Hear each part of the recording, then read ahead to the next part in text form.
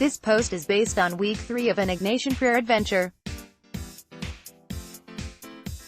How does one write a short blog post on the interior sin that lies deep within a person's heart? I remember the first time I entered into this exercise. I did it with my spiritual director, Jim, and, like a good Jesuit, he kept pushing me to go deeper.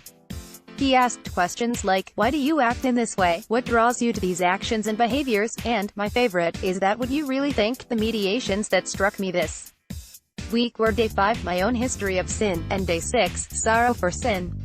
In these reflections, we are asked to examine the sin present in our lives since childhood. St. Ignatius writes, I will call to memory all the sins of my life, looking at them year by year or period by period.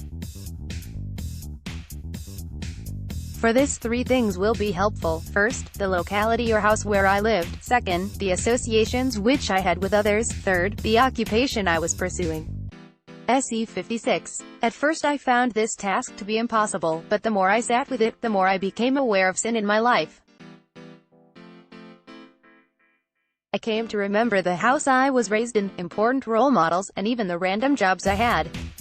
Surprisingly, I began to see how some of my sinful actions and bad habits were rooted in my childhood experiences and my longing to prove my own self-worth. I discovered attitudes, tendencies, and intentions that I never realized were inside me. At the core of it all was a child who was scared to be alone and addicted to winning the approval of others.